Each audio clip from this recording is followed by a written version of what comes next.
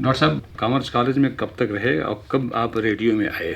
कि इधर जो था डिलीट होने के बाद में फिर मेरे जो मेहरबान थे प्रोफेसर जैन, उन्होंने प्रिंसिपल से लिखवा दिया कि ये डिलीट हो गए हैं और इनको कुछ इनकी वेतन वृद्धि की जाए। तो यहाँ से इन्होंने जो सर शंकर लाल सेक्रेटरी थे, उन्होंने लिख दिया, उन्होंने कहा we are very proud of him, लेकिन चूंकि इनका डिलीट हिंदी का है और इनका विभाग अंग्रेजी का है तो इसलिए हम कुछ कर नहीं सकते। इससे मुझे कोई थोड़ी एक राशि हुई और मैंने फिर उस वक्त देश स्वतंत्र हो गया था और सरदार पटेल उसके मंत्री हो गए थे और वो हिंदी के जो विद्वान थे उनकी खोज हो रही थी। हिंदी के विद्वान को लाने का हिसाब टंडन जी की प्रेरणा से हिंदी के विद्वान की खोज हो रही थी।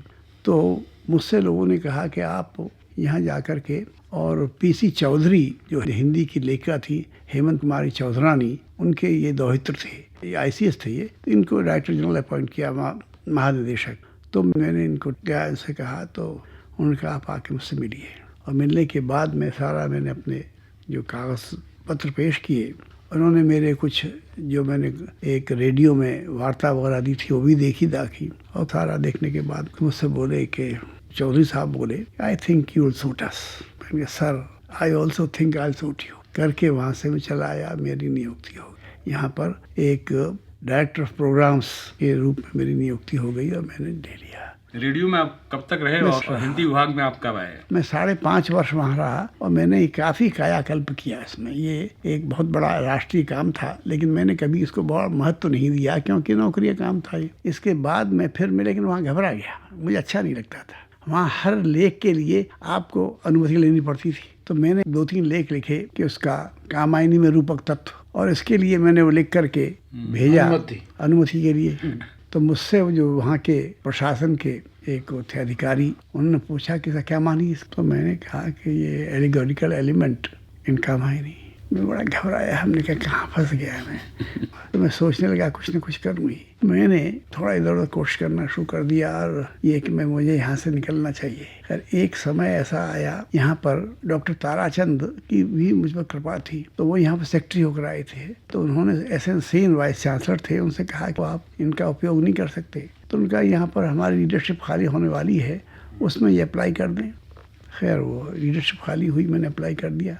अंत में मेजॉरिटी से मैं हो गया, बहुमत से, और यहाँ मेरी नियुक्ति हो गई। और मैं ऑल इंडिया रेडियो उसमें डिप्टी सेक्रेटरी थे सीबी राव, मैं उनके पास गया कि मेरी वहाँ नियुक्ति हो गई है, अब मुझे आप यहाँ से विदा दीजिए। और जल्दी ही उन्होंने 7-8 दिन में मुझे एकदम रिलीव कर दिया और मैं यहाँ आकर के अक्टूबर में 1952 अक्टूबर में आकर मैं रेडियो में कार्यभार संभाला। आपकी चुनौतियाँ क्या थी जब आपने ये कार्यभार संभाला हिंदी विभाग के अध्यक्ष का? तो आपके सामने क्या चुनौतियाँ थी? हिंदी विभाग जो था संस्कृत विभाग का अपेंडिक्स था, परिशिष्ट, और एक हिंदी पूरा प्रश्न पत्र नहीं था।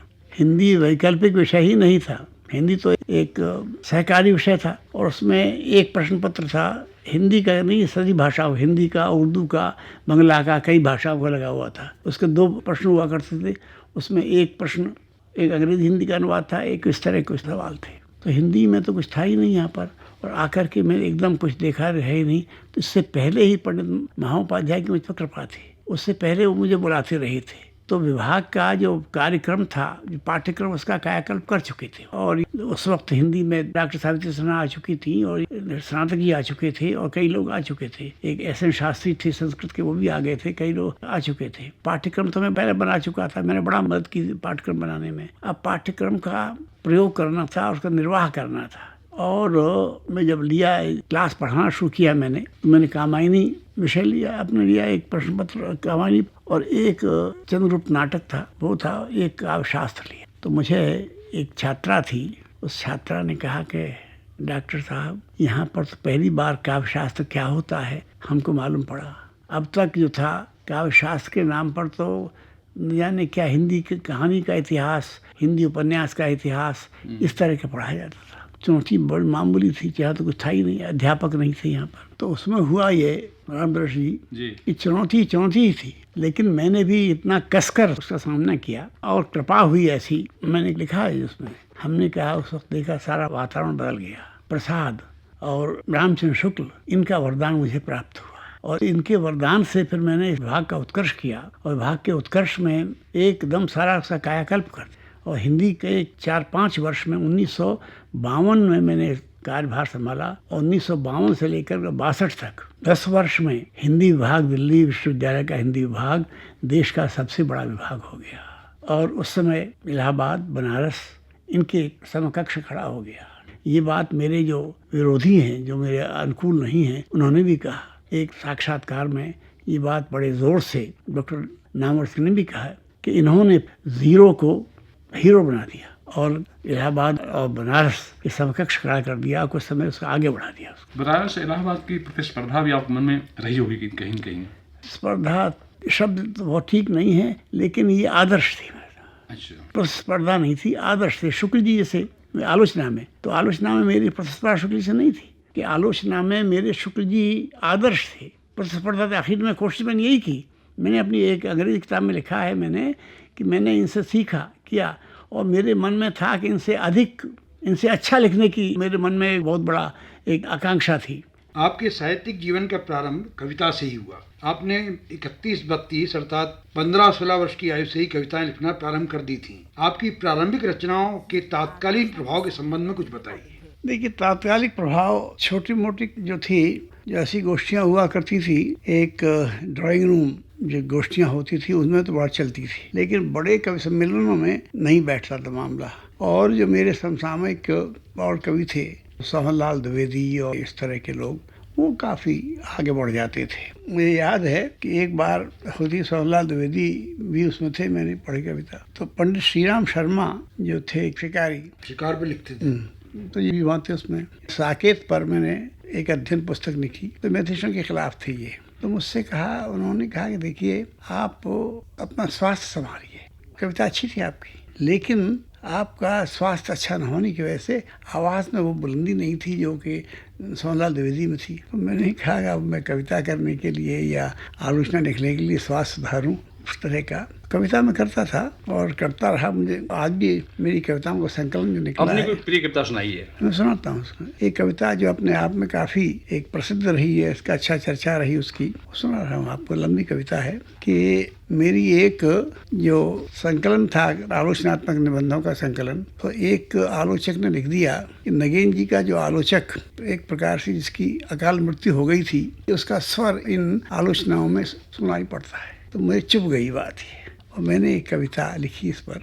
प्रेयसी ये आलोचक कहते, मेरी कविता निस्पंद हुई। अब भी तो मेरे नयनों का नित उषा अभिनंदन करती, हाथों में कुमकुम थाल लिए संध्या हसस वंदन करती। अब भी सोई पलकों पर चुंबन धर जाती मलयवात, मरकत के शत दीप जला नीरांजन करती मध्य रात। रवि की एक लजवंती किरणें अब भी किंजल के बिखेर रही, सोने के अगणित जाल बिछा, सोने के अगणित जाल बिछा मेरे प्राणों को घेर रही। चितवसना चंदा की रानी, चितवन से बरसा सुधाधार, चांदी की तरल उंगलियों से झंकृत कर जाती तार तार। अब भी तारों की रहस्य कथा तुम भी कह दो क्या बंद हुई। प्रेयसी आलोचक कहते, मेरी कविता निस्पंद हुई। झलमल मोती के हार, शरद की फेनोज्ज्वल रातें आती, होठों पर मेघ मलार लिए मधुमाती बरसाते आती। होठों पर मेघ मलार लिए मधुमाती बरसाते अब भी वसंत का प्रथम परस वसुधा को पुलका कुल करता। शतरंगी मदिरा ढाल विकच अंगों में यौवन रस भरता। भीने रसाल की बौरों में उलझी पिकी काकरी मधुर, कानों में रस घोलती झनकते मुग्ध चेतना के रूप। फूलों के तन में हास में सुरभि रेख अवशेष रही, नव रूप और रसगंध स्पर्श की मन में चाह अशेष। अभी इस प्रकृतिया का मादक स्वर अब भी क्या कह दो मंद हुई। फिर ऐसी आलोचक कहते, मेरी कविता निस्पंद हुई। डॉक्टर साहब, आप पिछली बार बड़े विस्तार से बात बताई कि कैसे आप कविता से आलोचना क्यों आए, लेकिन मैं भी एक कवि हूँ और कविता भीतर है तो उस दर्द को समझता हूँ। क्या है कोई एक कवि कविता इसलिए छोड़ देगा कि मंच पर उसकी कविता को तारीफ नहीं मिल रही है, और आलोचना की किताब पर शुक्ल जी ने कुछ लिख दिया तो आप आलोचना को आ गए। कविता आपके भीतर जो थी वो कैसे, मतलब आपको अपने से अलग होने दिया उसने? हुआ ये कि ये कहना चाहिए कि एक संयोग मात्र था, ये कोई कारण नहीं, संयोग मात्र था कि ऐसा हो रहा था, उसमें हो गया। लेकिन बात ये हुई असली कि मैंने लिखा उसमें कि जब मैं ये कह कर के कविता मुझसे विदा हो गई कि जब शास्त्र चिंतन से थक कर जब आप मेरी याद करेंगे तो मैं तुम्हारे हृदय को संसिक्त करने के लिए आ जाऊंगी। तो ये कविता मुझसे छूटी नहीं और मैंने बाद में भी कुछ कविताएं लिखी। अभी कुछ दिन पहले जब मैंने अनुवाद किए कुछ अनुवाद किए, शेक्सपियर का किया, मिल्टन का किया। मिल्टन का जो था Milton on his blindness, Shakespeare का टू बी और नॉट टू बी, इनका अनुवाद किया। इसी तरह आपने इंटरमीडिएट में भी तो अनुवाद किए थे। आपने गोल्ड स्मिथ की कविता ट्रैवलर का किया। इंटरमीडिएट में ट्रैवलर मेरा पाठ पुस्तक थी, तो मैंने उसका अनुवाद किया था। उसका अनुवाद डॉक्टर उनने भी किया था, पंडित श्रीधर पाठक ने भी किया था। आपने कभी देखा अनुवाद, क्योंकि आप 1900 ईस्वी में किया था, आपने कोई 32 से 30 साल बाद। हुआ ये कि मुझे मालूम नहीं था। बाद में जब अनुवाद मेरा ये मैंने सुनाया कवि सम्मेलनों में और गोष्ठियों में, तब एक आध किसी जानकार मित्र ने कहा कि इस गोल्ड स्मिथ का अनुवाद तो उन्होंने भी किया, श्रीधर पाठक ने भी, शांत पथिक नाम से, और उसका क्या उजड़ गांव नाम से, और इस तरह का जो एकांतवासी योगी किया। तो मुझे मालूम नहीं था और उन्होंने कुछ फिर मुझे वो जो श्रीधर पाठक का अनुवाद पढ़ने को दिया और मुझसे कहा कि तुम्हारी कुछ अनेक पंक्तियों का अनुवाद जो है श्रीधर पाठक की पंक्तियों से अच्छा है। मुझे भी लगा ये कि मेरी कुछ पंक्तियों का अनुवाद श्रीधर पाठक की पंक्तियों से अच्छा है। क्यों कि मैं 1932 में भाषा काफ़ी एक श्रीधर पाठक की भाषा जो थी वो बन रही थी और 1932 में इसका मानक रूप स्थिर हो गया था। कुछ पंक्तियाँ अच्छी हो गई कहाँ श्रीधर पाठक कहाँ मैं जानते था, मूर्ख नहीं था। फिर भी आपका ये कहना ठीक है, वो भाषा बहुत बदल गई थी। एक बात है डॉक्टर साहब, मैं ये नहीं मानता कि आपकी कविता एकदम बंद हो गई। छंदमयी तो 50 में निकली। छंदमयी 50 में निकली, उसमें काफ़ी कविताएं जो हैं वो बात की हैं।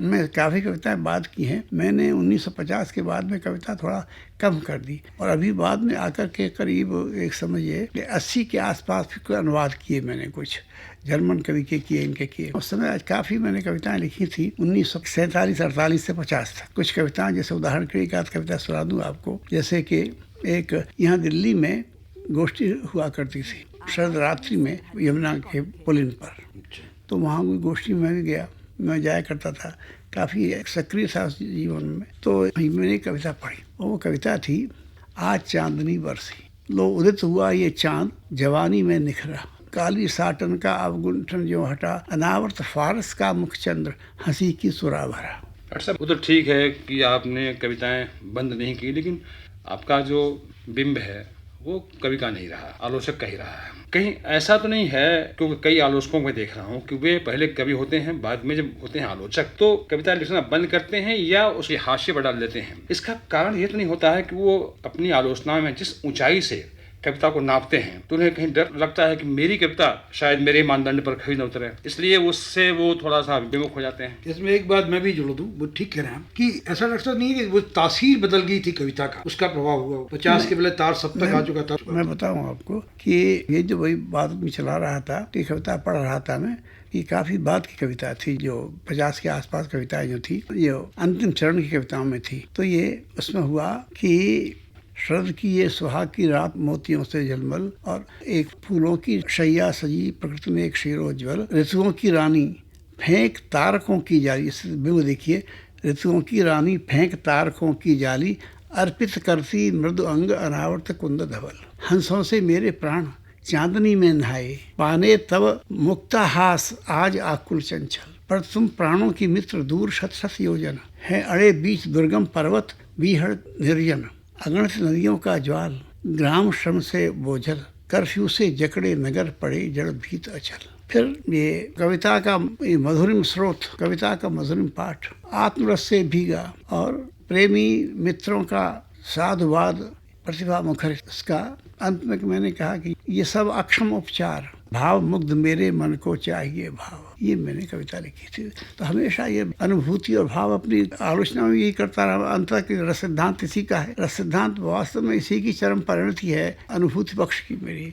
भाव पर मैं हमेशा जोर दिया है बड़ा। तो ये कहीं छायावाद का गहरा प्रभाव तो नहीं है? छायावाद का गहरा प्रभाव रहा या नहीं रहा, प्रेम और श्रृंगार की अधिकता उसमें नहीं, प्रेम में तो छायावाद का इसलिए नहीं कि इसको मैं छायावाद इसलिए मुझे अच्छा लगा, छायावाद के प्रभाव से मैंने ऐसा नहीं लिखा, बल्कि मुझे छायावाद जो है वो इसलिए अच्छा लगा, उसमें प्रेम और श्रृंगार काफ़ी बड़े। छायावाद का अच्छा लगना एक बात है और छायावाद जैसा लिखना दूसरी बात है। और सन 50 के आसपास क्योंकि जो कविता की धारा है वो छायावाद के बाद बदलती जा रही थी। जो लोग छायावाद के प्रभाव से लिख रहे थे वो भी बदल रहे थे। तो केवल भाव का आना पर्याप्त नहीं होता है, वो एक नए समय के अनुसार कैसे कविता का रंग बदल रहा है, भाव तो उसमें होगा ही होगा। आप कहना बिल्कुल ठीक है। इसीलिए कविता का जो रंग बदल गया, जो कविता का रंग बदल गया तो मेरा ढंग भी बदल गया। एक दफ़ा कोई गोष्ठी थी, किसी ने मेरे विषय में थोड़ा एक वार्ता की और उन्होंने कहा था ये कि कविता जो है आपने ये क्यों लिखना बंद कर दिया। तो मैंने भाई मुझे नई कविता लिखना पड़ता, इसलिए मैं अच्छा हुआ मैंने कविता लिखना बंद कर दी। मुझे ये पसंद एक नहीं, मेरे मन में रुचा नहीं हो। आखिर तक पूरे विश्व में देखें तो कविता में सब परिवर्तन तो हर जगह आ गया है। हुआ परिवर्तन, लेकिन हर आदमी जो उस परिवर्तन छायावाद खुद एक बदलाव था अपनी पिछली कविता से। मैंने कहा ना कि आदमी का जो एक मनस्थिति है, मन रमता है ना, मन जो रमेगा, छायावाद में रमा मन। ये तो नहीं कि रस सिद्धांत में एक अपरिमित आपकी प्रसिद्धि हुई, उसका प्रभाव तो नहीं था कहीं अंदर आपको लगे रसवाद जो है नहीं, कविता के लिए आवश्यक है। आरंभ से ही मेरे मन में जो अनुभूति प्रवणता थी, काव्य में अनुभूति जो था, हृदय मानव को चाहिए भाव, तो मेरे भाव के प्रति मेरे मन में जो विशेष प्रकार की आसक्ति थी, उसी की चरम परिणति है ये। कविता में अनुभूति नहीं है ये कहना थोड़ा कठिन है। यहाँ तक कि मुक्तिबोध में जो अनुभूति के एक पहाड़ दिखाई पड़ते हैं, नहीं अनुभूति तो है उसमें, लेकिन अनुभूति को वो कला के रूप में परिणत नहीं कर पाए। अंधेरे में तो मेरा ख्याल है बहुत ही आर्टिस्टिक कविता है। कविता बड़ी है, बड़ा प्राणवान कवि था, लेकिन मेरा मन क्या लगता है जैसे कि बड़े बड़े चट्टान, बड़े बड़े बोल्डर फेंक रहा है और उन बोल्डर्स को उनका कलात्मक रूप नहीं देता। तो इलियट वगैरह ने भी इस तरह किया और उनको नोबेल प्राइज मिला, उनको मिलता रहे, अपना मन तो नहीं रमा ना, आलोचना को राय जाए, मन तो नहीं रमा अपना। मैंने कभी कविता मुझे अच्छी नहीं लगी उसको कभी लिखा नहीं, बुराई करने के लिए मैंने कभी नहीं लिखा। चलिए आप कविता के बाद आलोचना के प्रवृत्त हुए, हम आलोचना पर ये बात करें। आपने शुरू में कौन से निबंध लिखे? मैं समझता हूँ कि पहले जो एकदम जो पहले 2 निबंध थे, एमए करके आया था मैं हिंदी का, और शायद संदेश निकल रहा था, तो मैंने उसमें 2 लेख लिखे हिंदी साहित्य के इतिहास ग्रंथ, जिसमें कि बिल्कुल प्रारंभ कर लिखा। हाँ, मिश्र बंधु विनोद और शुक्ल जी का इतिहास, रामचंद्र दास का इतिहास सबको लिखा, राम कुमार वर्मा का भी छप गया था, और मिश्र बंधु विनोद से आरंभ किया। अच्छा, मिश्र बंधु जीवित थे। मिश्र बंधु सुखदेव बिहारी मिश्र के बड़े अच्छे संबंध थे बाबू गुलाब राय से। बाबू गुलाब राय उसके संपादक थे साहित्य निर्देश के। तो मैं सुखदेव बिहारी मिश्र ने उनसे उल्हाना किया कि अरे देखो गुलाब राय, तुम्हारे इस पत्र में हमारे ग्रंथ की बुराई की, इतिहास की बुराई की है। तो वो मैंने लिख दिया था, मैंने कहा ये इस वक्त है, ये इतिहास नहीं है, ऐसा कुछ लिखा था मैंने। हाँ, ये तो है। तो इसके बाद में फिर दूसरा हिंदी के टीकाकार, इसमें मैंने बड़ी तारीफ की थी पद्म सिंह शर्मा की, बिहारी सत्सई का बिहारी देव। और ये तो पहले 2 थे, लेकिन मैंने बहुत कच्चे थे शू के, ये इनको मैंने किसी संकलन में नहीं है। ये तो उसी के साहित्य संदेश के पृष्ठों में एक प्रकार से ये जीर्ण शीर्ण हो गए। इसके बाद में फिर सुल्तानंद पंत, मैं हिंदी का एमए करके आया था, और उस समय आधुनिक कवियों पर कुछ लिखा ही नहीं था, श्रीधर पाठक पर किसी पर कोई ग्रंथ ही नहीं थे। तो मैंने अपने आप ही इनकी, चूंकि अंग्रेजी एमए कर चुका था इसलिए, और थोड़ी आलोचना की प्रति मुझ में थी, तो मैंने पंत के पल्लव पर एक निबंध लिखा पढ़ा, और वो निबंध आगरे में फ्राइडे क्लब था, ये इनका नेतृत्व में चलता था प्रकाश चंद्र गुप्त के उसमें, तो मैंने वो पढ़ा, उसकी तारीफ हुई। उसको बाद में मुझसे महेंद्र जी ने कहा, जो साहित्य रत्न भंडार के संस्थापक थे, और मुझसे, और ये उन्होंने अपना प्रकाशन आरंभ कर दिया था, साहित्य संदेश वही शुरू हुआ, तो मुझसे कहा कि आप एक सुल्तान पंत पर एक पुस्तक लिख दीजिए। तो मैंने वो जो मेरा निबंध था, उस निबंध के प्रत्येक शीर्षक को एक परिच्छेद का, चैप्टर का रूप दे करके ये किताब छाप दी, और समझता हूँ मैं 6 महीने में किताब छप गई, और ये पहली किताब थी मेरी प्रकाशित। इस किताब को आशा से कहीं अधिक इसको दाद मिली।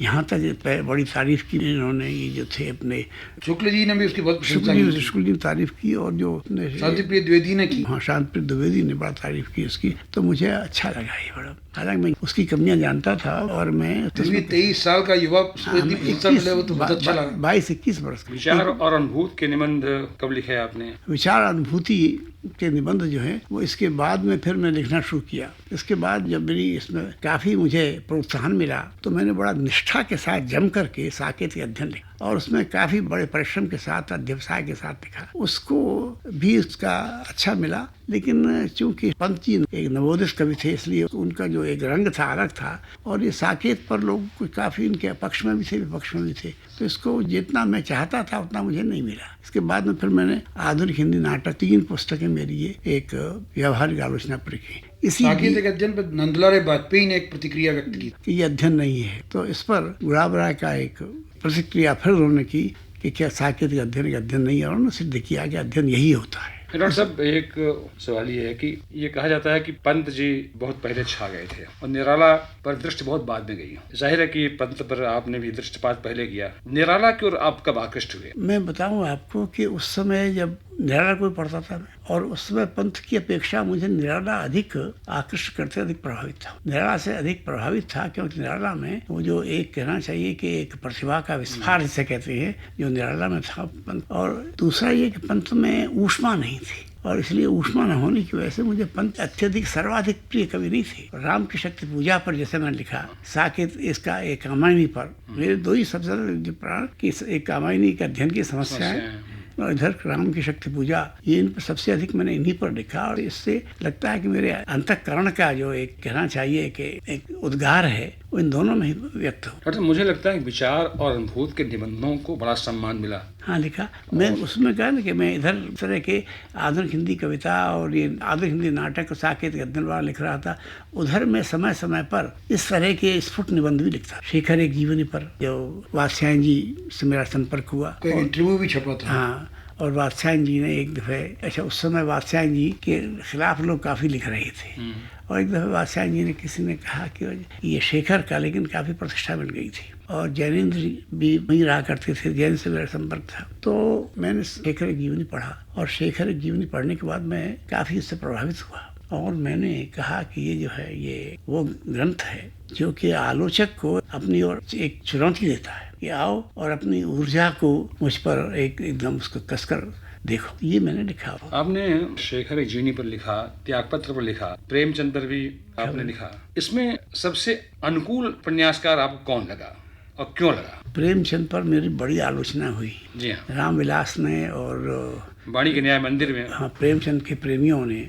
मेरा काफ़ी निंदा की वाणी के न्याय मंदिर में, और मैंने उसमें लिखा, मैंने प्रेमचंद जो है वो उनमें प्राणों का जो ज्वार है, कहना चाहिए आत्मा का जो मंथन है, प्रेमचंद में नहीं है। प्रेमचंद एक खास तरह साधारण बहुत बड़ा आदमी था, बहुत सीधा आदमी था, सब कुछ था, लेकिन प्राणों की गहराई जो होती है उसमें नहीं है। ये मैंने अंत तक लिखा, और गोदान पढ़ने के बाद भी मैंने लिख दिया कि गोदान पढ़ने के बाद थोड़ा सा उसमें थोड़े एक परिवर्तन ज़रूर हुआ, लेकिन जो मेरा एक आरंभ की प्रतिक्रिया थी कि प्राणों का ज्वार जिसे कहते हैं, प्राणों की ऊर्जा, ऊष्मा जो है वो इसमें नहीं। उपन्यास में भी आप कविता की तरह से ही प्रसाद नहीं, मैंने कहा ना, नाट्य इसमें है ना, प्रसाद के उपन्यासों में, प्रसाद के नाटकों में, प्रसाद के नाटकों में जो खासकर चंद्रगुप्त नाटक जो है उसमें तो कुछ ऐसी कहना चाहिए कि विस्मयकारी लोग हैं। एक मुझे मनोवैज्ञानिक भी है, मेरे दिमाग में बड़ा आता है कि एक काव्य ही है, नाटक तो काव्य के अंतर्गत आता है, उपन्यास तो नहीं आता है। उपन्यास की तो विधा और है कि उसके तकाजे और होते हैं। फिर भी लेकिन उपन्यास में इसका एक प्राणों की ऊर्जा तो उसमें होनी चाहिए ना। आपका मानदंड क्या है? इसका जो मंथन था वो डेप्थ में ज्यादा जाता है, पात्रों के डेप्थ में नहीं था। अब रंगभूमि में जो सूरदास में ऊर्जा है उसकी एक सामाजिक शक्ति की ऊर्जा जो है उसकी मैंने तारीफ की है, लेकिन यही था कि मेरा जो एक सामाजिक परिवेश है वो सामाजिक परिवेश से मेरा सीधा संबंध नहीं रहा, समाज में व्यक्तिनिष्ठ रहा मेरा। तो आप नहीं रहे, फिर आपने प्रेमचंद पर ऐसा फैसला कैसे कर लिया कि द्वितीय कोटि के उपन्यासकार हैं? इसलिए कि जो चीज़ मुझे अच्छी लगती थी, जिसको मैं एक कहना चाहता था कला का सबसे बड़ा उत्कर्ष मानता था, जो प्रसाद में मिला मुझे, जो निराला मिला मुझे, इनमें नहीं था। लेकिन आज तो उपन्यास के क्षेत्र में प्रेमचंद ज़्यादा प्रासंगिक हैं। बिल्कुल ठीक है। और वो प्रेमचंद पर तो एक खास तरह का वो कहना चाहिए कि एक उनके पीछे एक विशेष वर्ग एक हो गया, और प्रेमचंद बहुत बड़ा है, बाद में मान वर्ग नहीं, जनता भी पढ़ती। बाद में मैं लिखा, बाद में मैंने एक प्रेमचंद पर जो मेरा निबंध है, तो उस निबंध को लेकर के जो मैं उनकी प्रेमचंद की के जो गुण हैं, प्रेमचंद की विशेषताएं, उनका पहले ही आरंभ में उनका ही मैंने आकलन किया है। तो नंदलाल वाजपेयी ने कहा, क्या आप ये समझते हैं कि जिन गुणों का आपने प्रेमचंद के गुणों का जिसमें उल्लेख किया है, क्या ये महान लेखक के गुण नहीं है? तो मैंने कहा कि नहीं, मैं इसका प्रतिवाद नहीं कर सकता। ठीक है, प्रेमचंद की महानता जो है अपनी महानता है, और जो कहना चाहिए कि एक गांधी युग का जो भारतवर्ष था, उस भारतवर्ष के सामाजिक के जीवन का जितना सही दस्तावेज प्रेमचंद ने प्रस्तुत किया है उतना इतिहासकारों ने किया। डॉक्टर साहब, अब आप उपन्यास क्यों नहीं पढ़ते हैं? उपन्यास बहुत बड़ा होता है। उपन्यास का जो एक कलेवर है उसको, और दूसरा उसमें बड़ा समय लगता है उपन्यास पढ़ने में। प्रगतिवाद पर आपने जब एक लेख लिखा विचार अनुभूति में, उसकी बड़ी तीव्र प्रतिक्रिया हुई थी। रामविलास ने बड़ी गालियाँ दी। रामविलास ने कहा कि ये आदमी जो है, इसको शेखर जैसा एक जीवनी जो है वो इसको अच्छी लगती है, प्रतिक्रियावादी जो पात्र है उसको बढ़ावा देता है। और ये जो है प्रेमचंद उसको अच्छा नहीं लगता, बड़ी उसको बड़ा। ये पंत की किताब पर भी जो कोई शाह महाशय ने लिखा था, वो शाह महाशय कौन थे? शमशेर बहादुर सिंह, रामविलास शर्मा या नहीं? नरेश शमशेर। शर्मा। वो इसमें रूपाब नया रूपाब में निकला लिखा। था, और रूपाब नया निकला और शमशेर थे। तो शाह पर उन्होंने प्रेमचंद इस पंत पर खिलाफ कि थोड़ा विरोध लिखा था। तो शाह बाद में। तो प्रगतिवाद के बारे में वैसे आपका मत आज क्या है? प्रगतिवाद में बड़ी ऊर्जा है, प्राण है उसमें, एक जीवन का स्वास्थ्य है उसमें, जो कि बाद में जो परवर्ती जो एक साहित्य लिखा गया नवलेखन का, उसमें वो नष्ट हो गए। तो जो प्राण दिया, जो स्वास्थ्य दिया और जो शक्ति दी प्रगतिवाद ने, उसका बड़ा मूल्य है ना, उसका बड़ा मूल्य है। एक कहना चाहिए कि एक जगह मैंने लिखा है कि जो बीमार धर्म है, बीमार धर्म की अपेक्षा जो स्वस्थ विद्रोह है वो उससे अधिक काम है। लेकिन उसको पूरे को अस्वस्थ विद्रोह मानते रहे? किसको?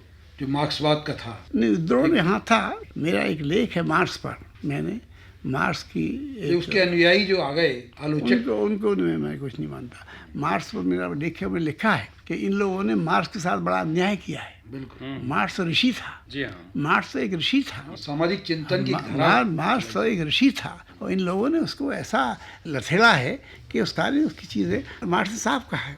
मार्क्स ने अंत में जाकर वहीं मिल गया है जहाँ पर कि ये एक कांट और ये मिलते हैं। अंत में जाकर के कहता है कि ये जो है ये एक विशेष और सामान्य, विशेष और सामान्य जो है, सामान्य से विशेष से शुरू होता है और सामान्य में उसकी चरम परिणति हो जाती है। तो ये जो है ये तो वही है जो कि जिस बात अभिनवगुप्त ने कही थी, जो कांट ने कही थी, जो हेगेल ने कही थी, ये वही बात है। भारतीय मनीषी भी मानते रहे। जो शुरू से ये होता है, सामान्य से शुरू होता है, अंत में इसका विशेष से शुरू होता है, अंत में उसका साधारणीकृत हो जाता है।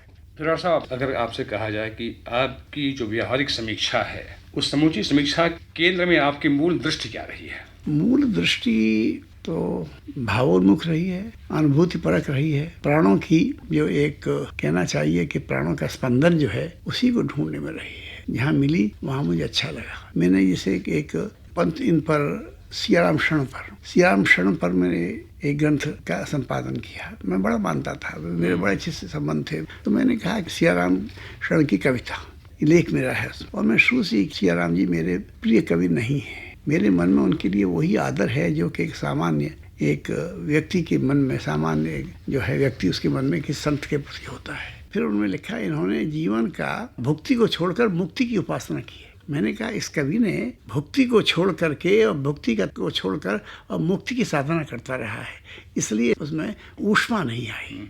आपने उसके बाद में एक बहुत ही महत्वपूर्ण ग्रंथ लिखा, रीति काव्य की भूमिका। व्यावहारिक समीक्षा से थोड़ा अंतर आया हुआ। मैं अब भी मानता हूँ कि धीरे धीरे व्यावहारिक समीक्षा का जो एक चरम परिणति है वो सिद्धांत में होती है। ठीक। क्योंकि जितने बड़े कवि हुए, चाहे एरिस्टोटल हुए, चाहे प्लेटो हुए, चाहे क्रोचे हुए, चाहे ये एक हेगेल हुए, इस तरह के बड़े बड़े शीर्षस्थ जो आलोचक हमारे माने जाते हैं वो वास्तव में शास्त्रकार ही थे, वो शास्त्रकार ही थे। तो इसलिए लेकिन रीति काव्य पर आपका जो विश्लेषण आया तो थोड़ा विवादास्पद भी रहा। रीति काव्य तो एक तरह का मैं जिसका मुझे विषय दिया गया, मैं उसके पहले भाग की बात कर रहा हूँ। रीति काव्य की भूमिका जो है मेरा विषय था, उसका विषय था देव और उनकी कविता, हरि के संदर्भ, study of Dev with reference to रीति काव्य, उसका शीर्षक था। तो मैंने देव को तो मेरा पिछड़ गया, मेरा सारा ध्यान केंद्रित किया मैंने रीति काव्य। और रीति काव्य में जितने शास्त्र थे, एक रस शास्त्र और ये वक्रोक्त शास्त्र और ये सिद्धांत, ये रीति सिद्धांत, और इन सिद्धांतों पर अधिक मैंने ध्यान, और मैंने लगा मुझे कि इसके बिना जो एक साहित्य का जो महत्व है, साहित्य की गरिमा जो है वो इसके बिना नहीं आती है। और मैंने उसी का, बल्कि परीक्षक तो नहीं थे मेरे, लेकिन मैंने उनको दिखाया था तो उन्होंने कहा ये आलोचना है, ये अनुसंधान नहीं है। लेकिन इसके विपरीत जो मेरे परीक्षक थे पंडित केशव प्रसाद मिश्र, वो बड़ा सहृदय आदमी, बड़ा रसज्ञ था। तो उसकी बात पसंद आई कि आपने देव को रसवादी का पढ़ा। तो उन्होंने लिखा कि इनके जो 2 ग्रंथ, 2 उसके खंड हैं, रीति काव्य की एक रीति काव्य पर खंड है, एक देव पर है, तो इन पर दोनों पर अलग अलग इनको डॉक्टरेट मिल सकती है। इसकी रीति काव्य की बड़ी बड़ी उन्होंने प्रशंसा की थी। तो ये जो था ये सिद्धांत ही था। ये बोलता है लेकिन जैसे परंपरावादियों के लिए तो बहुत बड़ी चीज था। हमारा जो ये सिद्धांत था रीति काव्य का, उसको मानते थे, एक चिरंतन चला आ रहा था। लेकिन जो एक सुधार युग आ गया था महावीर प्रसाद द्विवेदी के जमाने तो से, मैंने उसकी बहुत तारीफ सुनी कि मैंने रीति काव्य के विषय में लिखा, तो मैंने लिखा कि अभिशप्त रीति काव्य जो है वास्तव में हिंदी साहित्य के इतिहास का अभिशप्त काल है। और इसके बाद में जो आया द्विवेदी युग, तो उन्होंने इसको एक नीति विरोधी माना, अनैतिक माना। इसके बाद में आया ये एक छायावाद का, तो उन्होंने इसको एक कहना चाहिए स्थूलवादी माना है इसको। इसके बाद में आया फिर ये प्रगतिवादी, तो उन्होंने इसको एक प्रकार का एक कहना चाहिए प्रतिक्रियावादी माना। तो इस तरह का चलता रहा। लेकिन फिर भी मैंने बताया कि जीवन में वैसे कि एक संघर्ष का, कर्मठता का बड़ा महत्व है, लेकिन कुछ समय सक्रिय जीवन के बाद में कुछ समय किसी वृक्ष की छाया में बैठ कर के अपना और विश्राम करने का जो एक आनंद है वो भी तो होता है। तो रीति काव्य में वही आनंद है। रीति काव्य में तुलसीदास का नहीं है, तुलसीदास का महत्व तो नहीं है, लेकिन तुलसीदास के बाद में जो एक थका हुआ आदमी, वो रीति युग जो था बड़ा थका हुआ युग था। और थके युग में आदमी को सबसे बड़ा इसने एक जीवन का रस सूखने नहीं दिया। रीति काव्य का सबसे बड़ा योगदान ये है कि जीवन का रस जो सूख रहा था, उस जीवन के रस को सूखना नहीं दिया इसने। रीति काव्य का ही महत्व था। लेकिन एक आदमी होता है जो थक करके विश्राम करता है, एक आदमी होता है जो खाली विश्राम करता है। तो मुझे लगता है कि रीति काल के जो लोग खाली विश्राम ही कर रहे थे। ये तो उनका कुछ लोगों ने किया, लेकिन जो थक गए थे, जो लोग थके हुए थे उस युग में, उन थके हुए लोगों को उनमें ये किस तरह रसराज कविताएं पसंद आई, देव कविताएं पसंद आई। देव में शीश बतायो सनेह से, भाल मृगमद बिंदु के भाख्यो, कंचुकी में चुप रहो कर चोवा, लगाए लियो उर्सों अभिलाख्यो, के मखतूल गुने गहने, रस मूर्तिवंत सिंगार के चाख्यो, सांवरे लाल को सांवर रूप में नैनन में कजरा कर राख्यो। तो ये खास तरह का एक आनंद मिला। देखिए अधिकांश कवि बहुत ही वैयक्तिक उस तरह की कुंठाओं पर चले गए। उन्होंने कहा ना कि वैयक्तिक कुंठाओं पर दो तीन बहुत बड़े कवि, बहुत बड़ा कवि, कोई महान कवि नहीं हुआ। महान कवि का रीति काल में, लेकिन बहुत बड़े कवि थे। तो डॉक्टर साहब, ऐसा कहा जाता है कि जो छायावाद के समीक्षक थे, जिनमें आप भी थे, वे लोग शुक्ल जी की तमाम मान्यताओं से टकरा रहे थे। आप के सामने शुक्ल जी के कौन से सिद्धांत ऐसे थे जिनसे आप अपनी असहमति अनुभव कर रहे थे और बार बार आप? मैं बताऊं कि मुझे शुक्ल जी उस छायावाद के खिलाफ लिख रहे थे। मैं बीए का विद्यार्थी था और मैं छायावाद की ओर उन्मुख हो गया था। तो मैंने एक पत्र लिखा बस शुक्ल जी को। और शुक्ल जी का जो था ये एक गोस्वामी तुलसीदास और कुछ उनके निबंध हमारे कोर्स में थे बीए के में। तो मैंने उनको एक पत्र लिख दिया जो डाला नहीं। तो मैंने कहा कि आप शायद इनकी कविताओं के, बड़े बड़े कवियों की जो पंथ हैं और निराला हैं, इन कविताओं की इतना एक निंदा करते हैं। आपने कविता लिखी है, आपने कौन सी कविता है जो इनके बराबर किया करते। लेकिन ये बाद में लिखा कि छायावाद की जो धारा थी वो शुक्ल जी की प्रतिभा के चट्टान से टकरा कर उसमें और उत्कर्ष आया। छायावाद की धारा को वो शुक्ल जी की प्रतिभा की चट्टान से टकरा करके उसमें कामाई निकली। अगर शुक्ल जी की प्रतिभा के चट्टान से टकराती नहीं तो वो जो गुंजन और वीणा की कविताएं लिखते, गुंजन वीणा ग्रंथी कविताएं, वो कामायनी नहीं लिखते थे। राम की शक्ति पूजा नहीं छायावाद में लिखी जाती। ये शुक्ल जी का तो बड़ा महत्व, जो लोग विभाव पर, लोक धर्म पर जो बल दे रहे थे। हालांकि शुक्ल जी ने कामायनी की भी थोड़ी सी बहुत ज़्यादा पसंद नहीं थी शुक्ल जी को। और उन्होंने कुछ बातें कही, मैंने अपने कामायनी का अध्ययन में लिया उनको, कुछ बातें बड़ी गहरी कही। उन्होंने एक बात की, उसका उत्तर दिया मैंने, बड़ा गहरा उत्तर दिया। शुक्ल जी ने लिखा उसमें कि ये जो है इसमें एक गड़बड़ हुई। ये तीन लोक जो इन्होंने बताए कि भावलोक, ज्ञान लोक और कर्म लोक, तो श्रद्धा को अलग बढ़ा दिया इन्होंने। तो श्रद्धा तो भावलोक के अंतर्गत आती है। तो इन्होंने कहा, मैं उसको उत्तर दिया, हमने कहा नहीं, श्रद्धा भाव नहीं है। श्रद्धा जो है अस्मिता की अनुभूति है जिसमें कर्म, ज्ञान और भाव तीनों का समन्वय है। तो इसलिए श्रद्धा को अलग रखना ही था।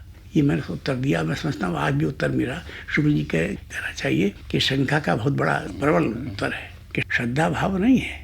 श्रद्धा जो है विल टू लिव का, अस्मिता का एक वो है। नहीं, लेकिन जहाँ कामायनी में सिर चढ़ी रही पाया हृदय, ऐसी बातें कही जाती हैं। शुक्ल जी ने वहाँ आक्षेप किया है कि वो भी अच्छा रस हाँ, पगी रही पाई न बुद्धि। हाँ तो वही शुक्ल जी ने लिख दिया था, उसका जो सिर चढ़ी पाया न हृदय प्रसाद लिखा। शुक्ल जी ने रस पगी रही पाई न बुद्धि, कि तू बेवकूफ़ है अगर सो रहे। तो मैंने कहा ये तो चलता ही रहता है, कोई ऐसी बात नहीं है। श्रद्धा में ये तीनों हैं। श्रद्धा जो है वास्तव में ऐसा है नहीं।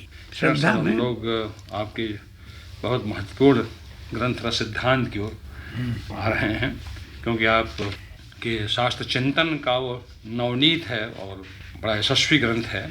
तो इस ग्रंथ को लिखने की प्रेरणा आपको कैसे मिली? क्या वो चुनौतियाँ थी, क्या बातें थी जो आप चाहते थे कहना? मैंने बताया कि आरंभ से ही मेरा मन जो है वो अनुभूति पर लगा हुआ था, और भाव प्रवणता जो है उसी को मैं कविता का एक कहना चाहिए कि आधार स्रोत मानता रहा, और उसी का चरम उत्कर्ष मुझे रस सिद्धांत में मिला। और यही रस सिद्धांत का मेरा जो अंतिम जो कहना चाहिए अध्याय है, उसमें ये लिखा कि क्षयवाद इसके रस सिद्धांत के विरुद्ध जो तर्क दिए गए उनका मैंने उत्तर दिया। और ये अंत में कहा कि जो एक जब तक कि जीवन की अनुभूतियों में मानव संवेदना से अधिक समृद्ध किसी भावना का उदय नहीं होगा, तब तक साहित्य के चिंतन में रस सिद्धांत से अधिक महत्वपूर्ण कोई भी सिद्धांत नहीं आएगा। तो मेरे जीवन का जो कहना चाहिए आरंभ से जो एक रस पगी रही पाया न हृदय पाई न बुद्धि, बुद्धि नहीं थी ये बात तो नहीं है, लेकिन रस का जो पाक था परिपाक, उसी का परिपाक मिला हमको, इसलिए बड़ी जम कर मैंने उसको लिखा है। आपने इस ग्रंथ में जो काव्य शास्त्र के और भी संप्रदाय हैं उनको समेटा है, और बहुत अच्छे ढंग से ये दिखाया है कि किस तरह से अन्य संप्रदायों में भी रस की उपस्थिति है। और आपका ये बहुत बड़ा अवदान है कि आपने जो समन्वय किया है चीज़ों का, एक मूल बिंदु को लेकर के तमाम चीज़ों का समन्वय किया है, पश्चिम का, पूरब का और तमाम सिद्धांतों का, तो उसके केंद्र में आपने रस को रखा है और दिखाया है कि और संप्रदाय वाले भी कहीं न कहीं रस को स्वीकार करते हैं। सबसे बड़ा प्रमाण उसका ये है कि ध्वनि सिद्धांत जो रस के समकक्ष खड़ा हुआ, प्रतिस्पर्धा में खड़ा हुआ था, उसमें भी अंत में बताया कि जो एक सबसे उत्कर्ष जो है वो उत्कृष्ट रूप जो रसद ध्वनि है। इसलिए पंडित जगन्नाथ ने उसको कहा है कि यही जो है ये वास्तव में ये सबसे उत्तम रूप है। जो हमारे ख्याल में जो भारतीय पाश्चात्य का समन्वय किया गया वो भी एक नई चीज़ थी। हाँ, वो जो समय तक नहीं आई थी। ये भी उस ग्रंथ की बहुत बड़ी उपाधि देता है। उसका मैंने अध्ययन किया था। आप पर यूरोपीय स्वच्छंदतावाद वगैरह का भी काफ़ी प्रभाव रहा। बड़ा गहरा प्रभाव रहा। मैं सबसे बड़ा जो मैं अपना मानता हूँ कि मैंने परिश्रम बढ़ाई और अंदर उसमें प्रवेश करके साहित्य के मर्म में प्रवेश करने का प्रयत्न किया, सिद्धांत के भी मर्म में किया। और जो एक पाश्चात्य अरस्तु का, लॉन्जाइनस का, प्लेटो का, आयरिस्टस का, क्रोचे का, इनका मैंने बड़ा मंथन किया और इसका मुझे बड़ा प्रभाव पड़ा। अंग्रेजी मेरी का डिवीजन अच्छा ना आया हो, लेकिन अंग्रेजी ने मुझे बहुत कुछ दिया। डॉक्टर साहब, रस सिद्धांत की उपस्थिति पाश्चात्य काव्य शास्त्र में आप कैसे मानते हैं? काव्य शास्त्र में किन सिद्धांतों के नज़दीक हमारा रस सिद्धांत पड़ता है जिसको आपने? नहीं, मैंने बताया कि जैसे अरस्तु का, प्लेटो का, प्लेटो तो वास्तव में एक कहना चाहिए आत्मा का चिंतन जो है उसी को सब कुछ मानता है, उसका प्राण मानता है। और अरस्तु ने वैसे किया। लॉन्जाइनस को रोमांटिक क्रिटिक माना है। तो इस तरह का जो आयरिस्टस ने वो जो पोइट्री को एक्सपीरियंस बताया, पोइट्री इज एन एक्सपीरियंस। और इससे परिभाषाएं थी इस कविता की, उन सभी कविता की परिभाषाओं का करते करते अंत में कहा पोइट्री इज एन एक्सपीरियंस। तो पोइट्री इज एन एक्सपीरियंस जो है ये सब एक रस सिद्धांत का ही कहना चाहिए कि उसी का ज़हूर है ये।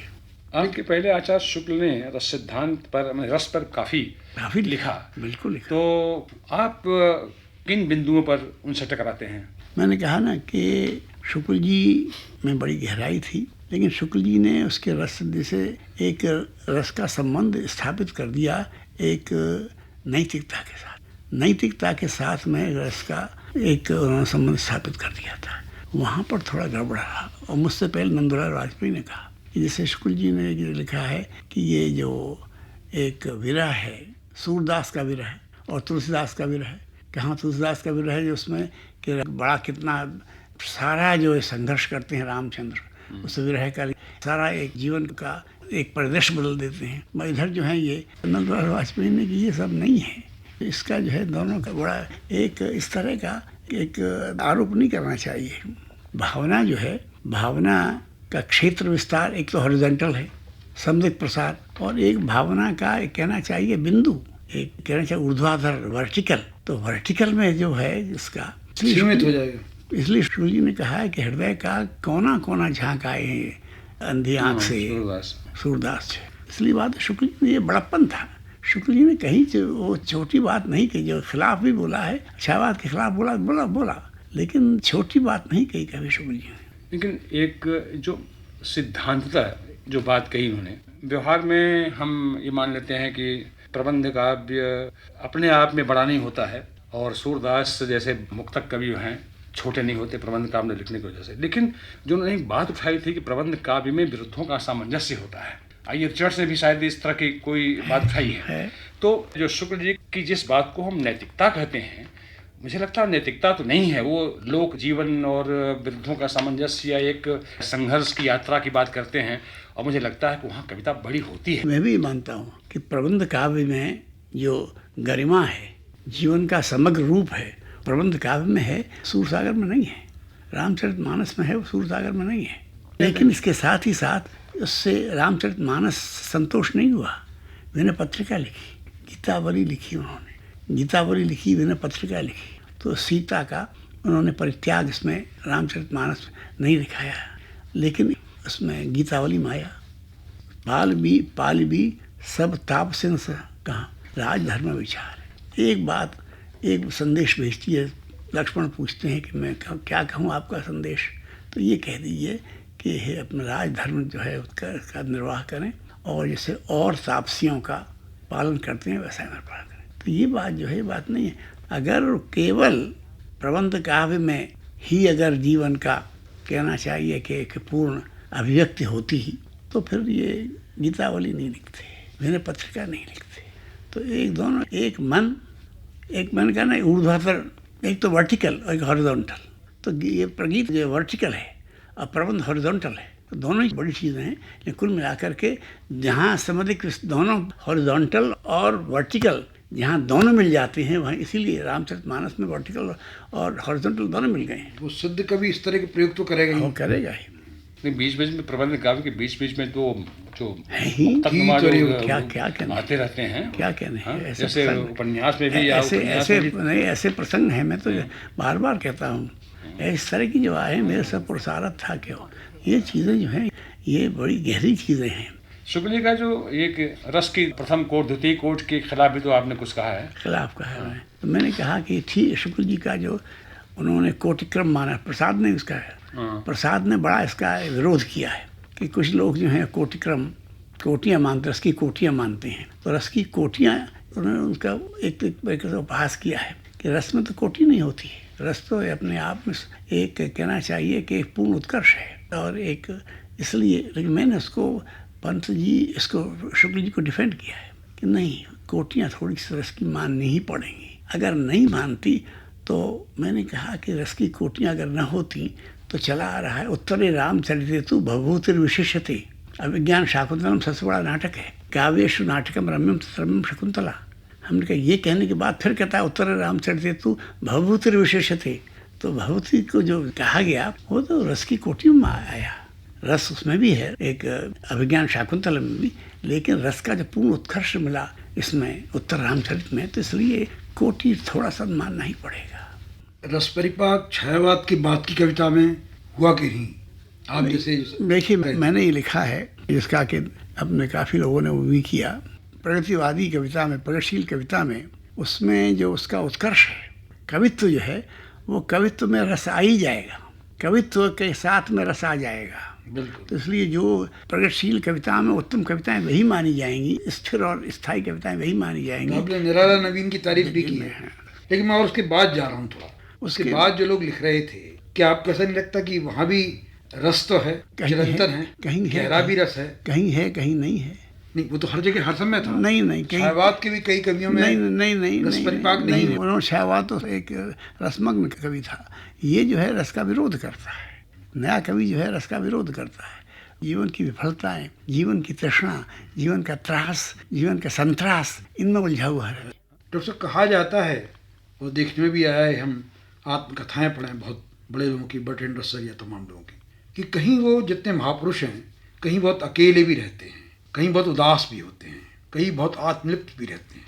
आपको कैसा लगता है? मैंने बताया ना कि मैंने अपने अर्धकथा में ये लिखा ही है कि भगवान की कृपा सब कुछ दिया भगवान ने। अच्छा, मेरा एक रहा कि जो नहीं दिया उसका मैंने कभी उसकी एक शिकायत नहीं की, कभी परेशानी नहीं हुई। जो दिया उसको मैंने झोली प्रसार कर लिया। और इसी तरह कोई जीवन में कोई ऐसी बड़ी दुर्घटना है उस तरह का भगवान की कृपा से नहीं हुई, लेकिन फिर भी ख़ास तरह की मेरे मन में अकेलापन आ जाता है बार बार। और मुझे बार बार उसको एंटोनियो की जो पंक्ति है मर्चेंट ऑफ वेनिस की कि sooth I know not why I am so sad, मैं बंद में नहीं जानता कि मैं इतना, मेरे मन में इस तरह की उदासी क्यों आ रही है। तो अकेलापन जो है ये थोड़ा सा है जीवन में रहा। और परिवार मेरा भरा पूरा है, सब कुछ है, बच्चे खुश हैं, लेकिन फिर भी मन में कभी कभी अकेलापन आ जाता है। जीवन में कोई ऐसी घटना जिसने आपको कुछ दिनों तक उदास रखा हो, कोई व्यक्तिगत?